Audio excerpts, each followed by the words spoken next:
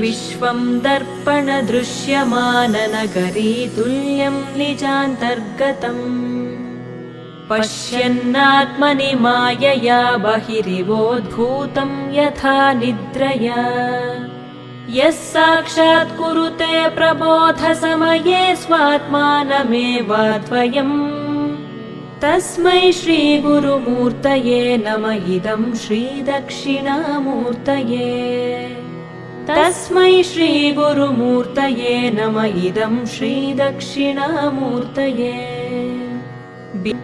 बीजस्यान्तरिवाङ्कुरो जगदिदं प्राङ्निर्विकल्पं पुनः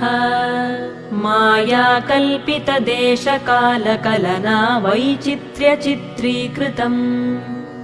मायावीव विजृम्भयत्यपि महायोगी वयस्वेच्छया तस्मै श्रीगुरुमूर्तये नम इदं श्रीदक्षिणामूर्तये।